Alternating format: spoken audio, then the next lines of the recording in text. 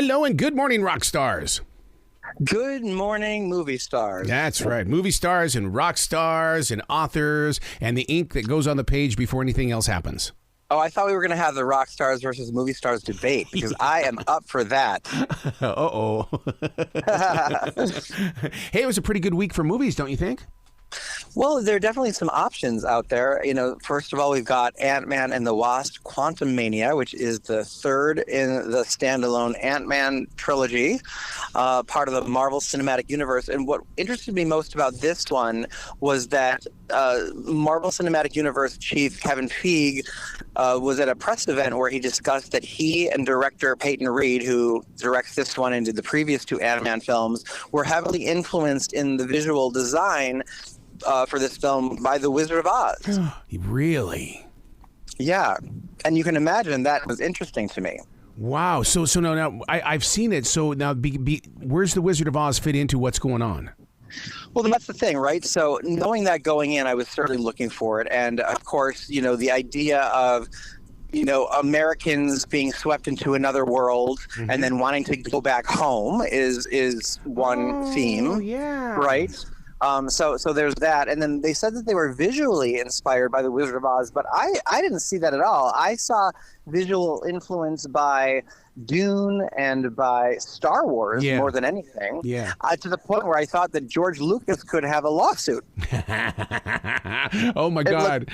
It looked so influenced by Star Wars. I felt like I was watching Star Wars from the new characters in the quantum universe, also to the design, some of the canteen areas and the rest of it. So the ships, I was like, this is all Star Wars, and that was a big leap for me. But thematically, I don't know if they were looking at it at all about correlating to The Wizard of Oz, but I did see some imagery where I thought there looked like what could have been a Glinda bubble floating through the sky early on turns to be something. And then also, the notion of being, new to this land and having to, connect with natives of the territory to help you on your way to get back home. So in that part, it's similar to The Wizard of Oz, but that's where it stops, and it's very loosely. I mean, I feel like I could stretch and find parallels to The Wizard of Oz in almost anything I watch because you're talking to me. Yeah.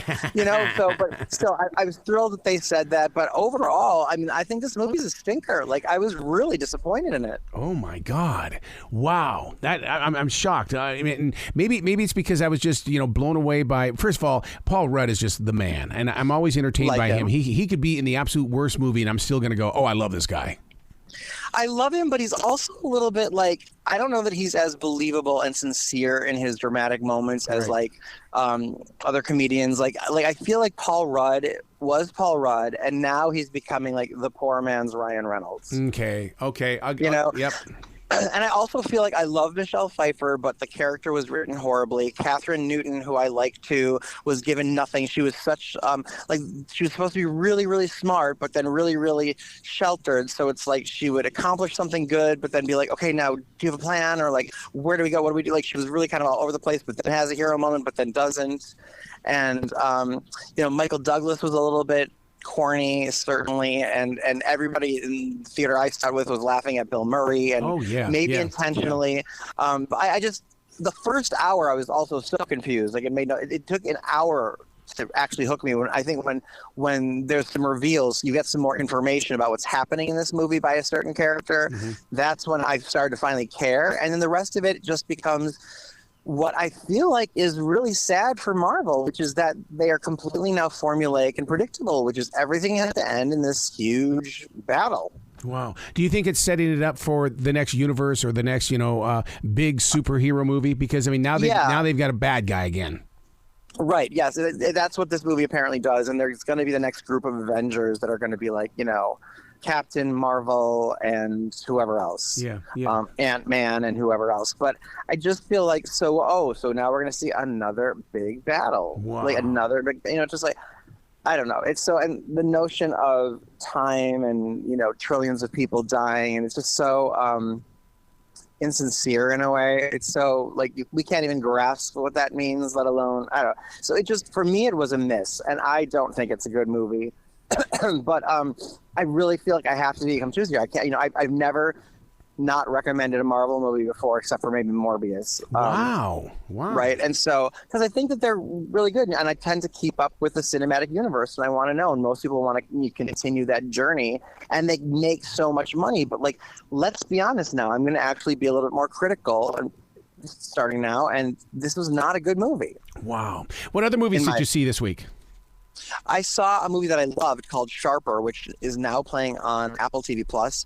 This one is very interesting. It's one of the smartest films I've ever seen in two ways. First of all, because the plot is very complex but super easy to follow.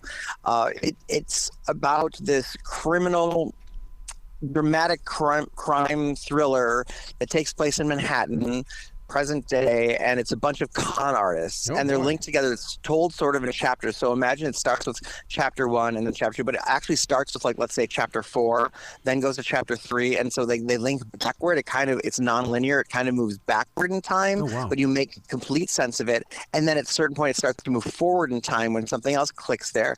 And it's so well done. I was blown away with how smart the screenplay is, and then also how well performed it is. You've got Sebastian Stan, Julianne Moore, John Lithgow, Justice Smith, and I was interested and hooked by these characters, and it's kind of like a modern day Pygmalion or My Fair Lady in some of the scenes, but in a crime thriller as opposed to a romantic drama.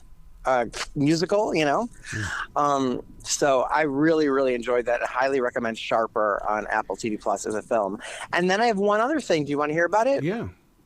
Okay, there's a new Apple TV Plus TV series debuting today with the first 3 episodes, and then 7 consecutive weeks will air other episodes. It's called Hello Tomorrow. It's produced by and starring Billy Crudup. I saw him on Broadway in The Pillow Man. He's phenomenal. There's a ton of stuff. He was the one who was, I think, married to Mary Louise Parker, left her while she was pregnant to be with Claire Danes, and is now dating Naomi Watts. His new show, Hello Tomorrow, is phenomenal.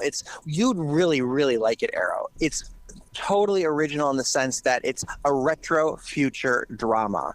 So retro future is neat. What that means is the retro part is it's set and design and costuming and everything it's set in the 1950s. So all of the cars and the TVs and the toasters and the women's clothes and outfits and the men's, double-breasted suits and all of it. It's all very 1950s, but it's future in the sense that the technology is all like very Jetsons tech, like stuff that we don't even have. Like your briefcase flies.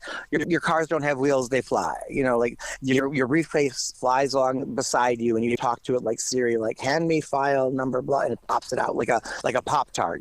So they have really great technology, but it still looks like that very cool 1950s classic design. So it's a very neat, original. I've never seen anything like this. Cool mix of retro future design. It's amazing, and that in of itself is a reason to really watch this because it's so consistently well done.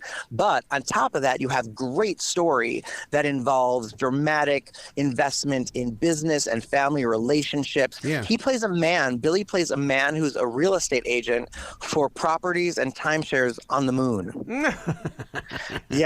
And then he's got all of these other family issues going on and business trusting relationships happening and issues and other things. You've got Hank Azaria there and Jackie Weaver, and it's a really great show. Man, he was in Almost Famous. He was in Big Fish, and now that I've seen his picture, I'm going to me he was part of the major glue for Morning Show, because I mean he was that guy that in watching Morning Show that I had to turn to for a like emotional balance, because it always seemed like he had his anchor in the water when things were going crazy on that show. Yeah, to be the dude in a huge successful show starring Jennifer Aniston and Reese Witherspoon, and you're the one winning the awards, that's pretty cool. Yeah. So I knew the name, I just needed to see the face. So I know exactly who you're talking about. Now I have to watch this thing because I am a big fan of this guy. Yeah, you're a fan of his, right? And you'll love this whole retro future look, and the story is great, and so it's wonderful. I'd like to know what you think about it too. Like, you text me if you end up seeing it. You know me. I will. Yeah. Excellent. So what's going on RyanJReviews.com?